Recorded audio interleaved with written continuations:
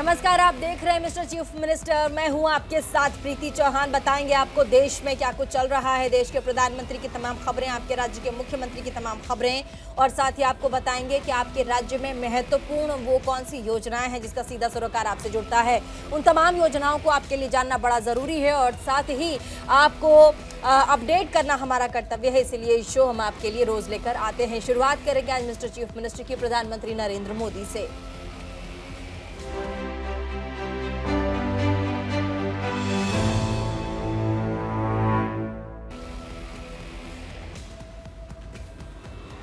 और आज प्रधानमंत्री नरेंद्र मोदी ने भारत के पूर्व प्रधानमंत्री और दिग्गज बीजेपी नेता अटल बिहारी वाजपेयी की आज पुण्यतिथि पर उन्हें श्रद्धांजलि अर्पित की। उन्हें प्रधानमंत्री ने याद किया।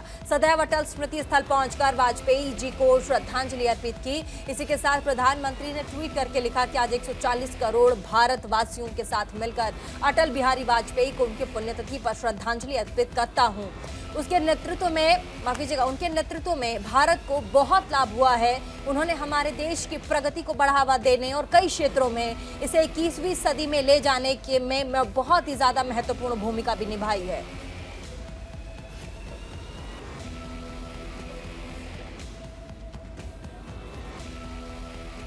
श्रद्धेय अटल जी के समाधि स्थल पर सदैव अटल पर श्रद्धानथ। श्रद्धेय अटल जी के विचार, उनकी वाणी आज भी हमारा मार्ग प्रशस्त करती हैं। माननीय प्रधानमंत्री श्री नरेंद्र मोदी जी श्रद्धा सुमन अर्पित कर रहे हैं श्रद्धेय अटल जी के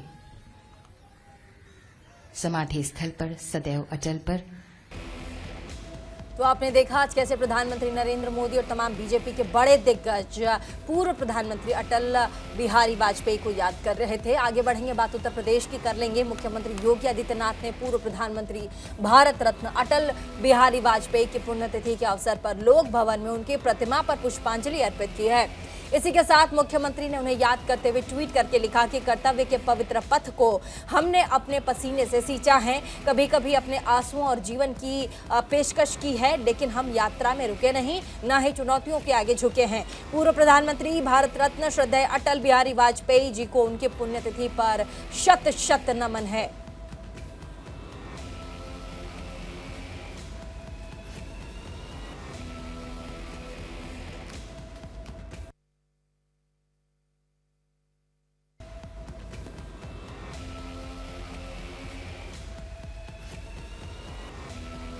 तो तस्वीरों में आप देख सकते हैं, कहते उत्तर प्रदेश के जो मुख्यमंत्री योगी आदित्यनाथ हैं वो आए और उन्होंने पूर्व प्रधानमंत्री अटल बिहारी वाजपेयी को श्रद्धांजलि अर्पित की, पुष्प अर्पित किया, श्रद्धा सुमन उन्होंने अर्पित किया। कई बड़ी महत्वपूर्ण बातें भी अटल जी के बारे में उन्होंने बताई हैं।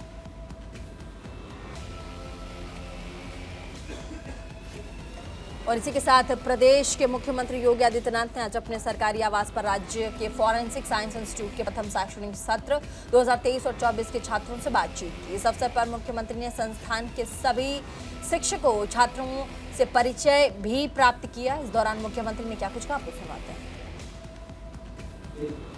आज आप इस समय देखते होंगे साइबर क्राइम के दो प्रमुख क्षेत्र देश के अंदर बड़े कुख्यात हुए हैं इस समय। एक सुदूर झारखंड में है और एक राष्ट्रीय राजधानी के नजदीक है।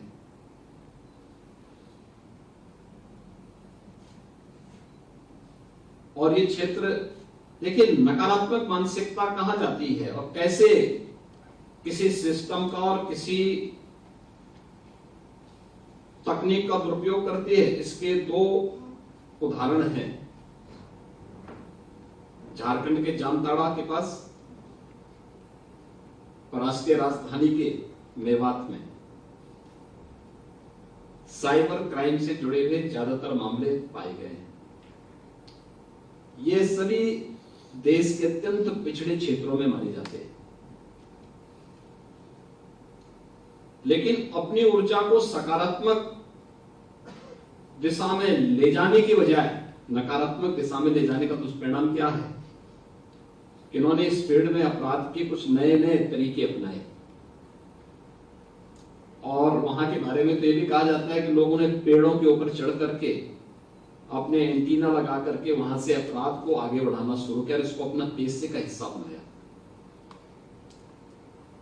और उसके बाद लोगों का दृष्टिकोण वहां के बारे में बहुत नकारात्मक हुआ। आज वहां के बारे में हर एक इस फील्ड की हर अपराध की जड़ों को वहां तलाशता है, वहां कार्रवाई होती है। लोगों का दृष्टिकोण उस क्षेत्र के बारे में बहुत नेगेटिव है कि लोगों में ऊर्जा थी, उस ऊर्जा को सकारात्मक दिशा में ले जाने के लिए जो योग्य योजक होने चाहिए थे उसकी कमी थी, या फिर उन्हें उस प्रकार का प्लेटफॉर्म नहीं मिल पाया। समय के अनुरूप हमें भी अपने आप को तैयार करना होगा। अगर हम अपने आप को तैयार नहीं करेंगे, अपडेट नहीं करेंगे, अक्सर होता क्या है, साइबर अपराध से जुड़े हुए जितने मामले आते हैं, जानकारी न होने के नाते लोग उनको नकारते हैं, दौड़ाते हैं, भगाते हैं, लोगों में एक खिन्नता होती है, व्यवस्था के प्रति अविश्वास पैदा होता है। ऐसे ही फॉरेंसिक साइंस का भी है। और आगे बात मध्य प्रदेश के मुख्यमंत्री शिवराज सिंह चौहान के भारतीय जनता पार्टी के कद्दावर नेता अटल बिहारी वाजपेयी को आज उनके पुण्यतिथि पर श्रद्धांजलि अर्पित उन्होंने की। इस दौरान मुख्यमंत्री ने कहा कि पूर्व प्रधानमंत्री ने सुशासन के एक नए युग की शुरुआत की है। उनका जीवन राष्ट्र हित के लिए पूरी तरह से समर्पित था। बता दें कि 2018 में आज ही के दिन दिल्ली के एम्स में पूर्व प्रधानमंत्री अटल बिहारी वाजपेयी का लंबी बीमारी के बाद 93 वर्ष की आयु में निधन हो गया था। आजादी का अमृत महोत्सव चल रहा है। आज सबसे पहले मैं रामकृष्ण परमहंस जी के प्रणाम करता हूं, जिनकी प्रेरणा से स्वामी विवेकानंद जैसे शिष्य पैदा हुए और जिन्होंने राष्ट्रीय स्वाभिमान और स्वतंत्रता की अलख जगा के पूरे देश को खड़ा किया। मैं रानी अवंतीबाई, वीरांगना रानी अवंतीबाई जी, जिन्होंने भारत माता के पैरों से स्वतंत्रता की बेड़ियां काटने के लिए अपना सर्वस्व न्योछावर कर दिया था, वो झुकी नहीं, हटी नहीं और भारत माता की स्वतंत्रता के लिए उन्होंने अपना सर्वोच्च बलिदान दिया। ऐसी वीरांगना रानी अवंतीबाई हमारी प्रेरणा है।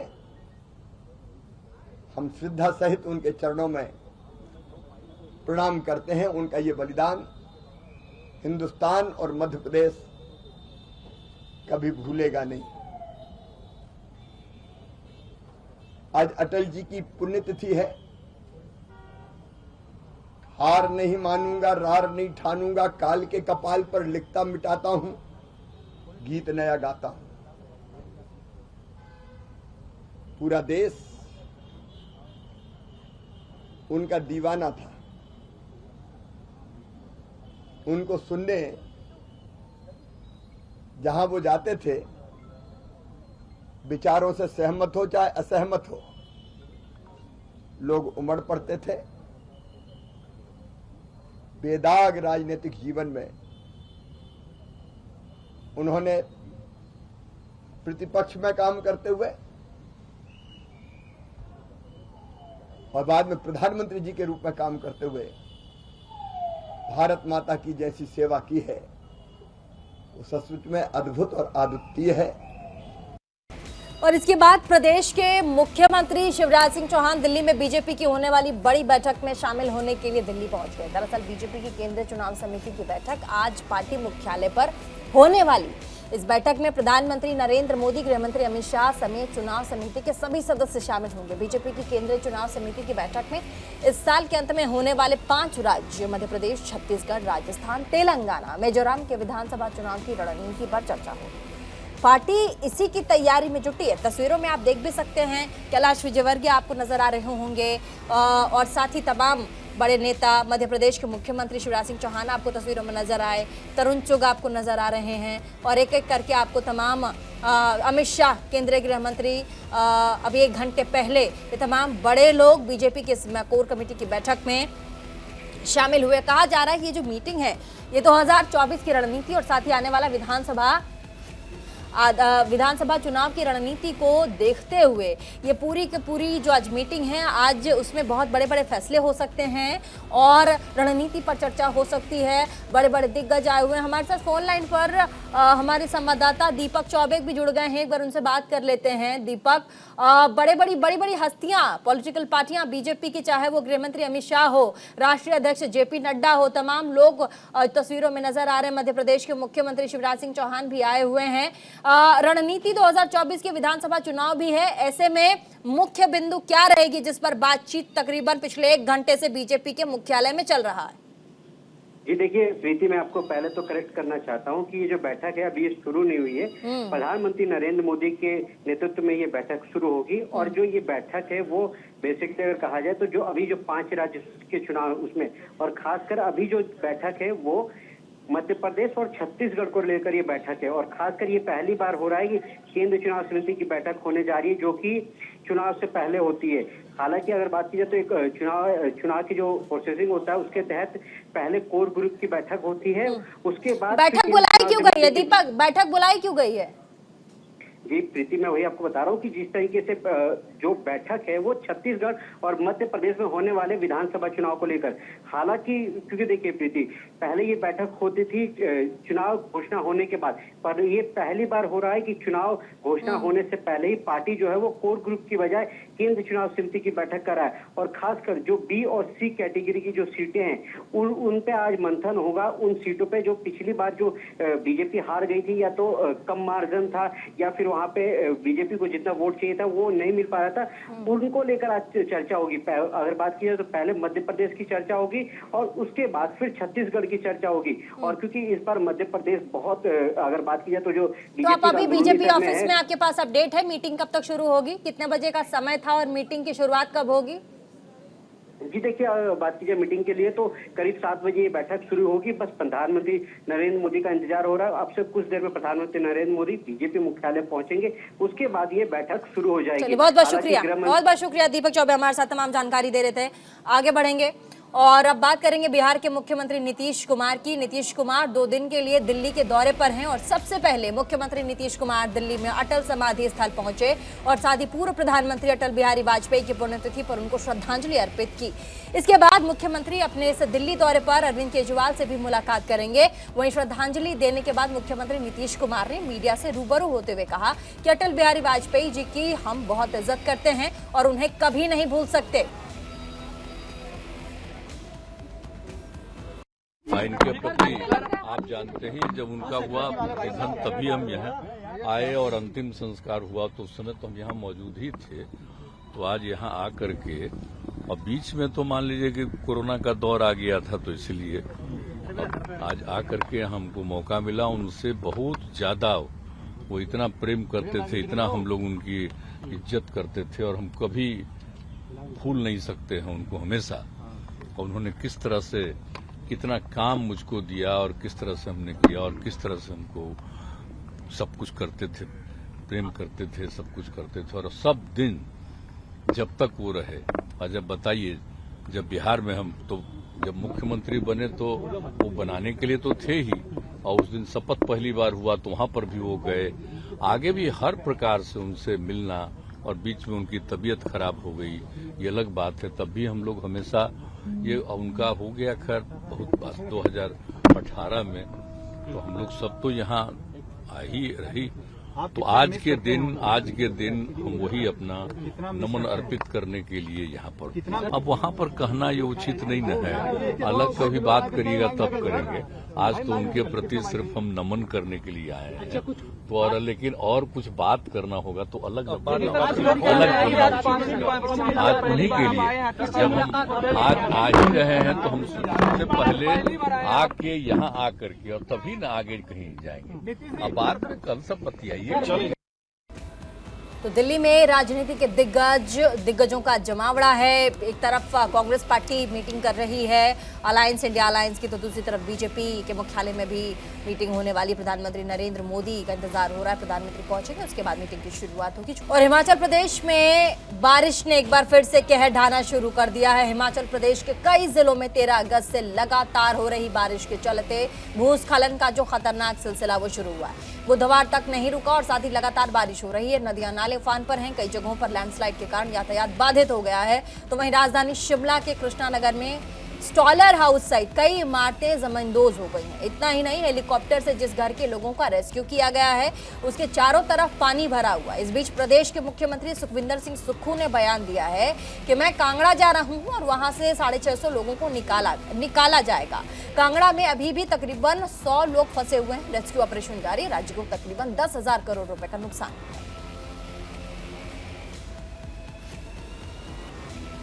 अभी मैं कांगड़ा जा रहा हूं और कांगड़ा में पोंग डैम से जो पानी छोड़ा है उसमें कल शाम तक हमने 650 लोगों को इवैक्यूएट कर लिया था। अब ये देख रहे हैं कि अब कितने लोगों को और रेस्क्यू करना है। कल रात से हमारे वहाँ लोकल लोग भी थे, डीसी भी था, सब लोग थे। तो अभी मैं कांगड़ा में जाने के बाद कांगड़ा के इंदौर और वहाँ जाने के बाद फिर आगे जाऊँगा। कितने लोग फंसे हैं सर? अभी कोई 100 के करीब लोग फंसे हैं जो सुरक्षित है, उनको निकालने का काम चल रहा है। नहीं, शिमला के शिप बॉडी में अभी काम चल रहा है। आज सुबह भी एक शव और मिला है। तो जितने जल्दी हमारी धूप निकलेगी तो हमारा काम स्पीड अप होगा। कल रात को भी स्लैश थे उसमें। तो अभी सारी चीज़ों को देखते हुए यही कह सकता हूँ कि नुकसान का आंकड़ा 10,000 करोड़ के करीब है। सर कितना चैलेंजिंग है आपके लिए? हमने देखा है पूर्व मुख्यमंत्री एक साल, हाँ, ये पूर्व मुख्यमंत्री जी का मैं धन्यवाद है। इसलिए 1 साल लगेगा हमें इंफ्रास्ट्रक्चर डेवलप करने में और 10,000 करोड़ रुपए का नुकसान है। धन्यवाद। और मिस्टर चीफ मिनिस्टर में फिलहाल के लिए बस इतना ही। इसी के साथ देश और दुनिया की तमाम बाकी खबरों को देखने के लिए बने रहिए न्यूज़ इंडिया 24/7 के साथ और देखना न भूलें आपका favourite show mister chief minister.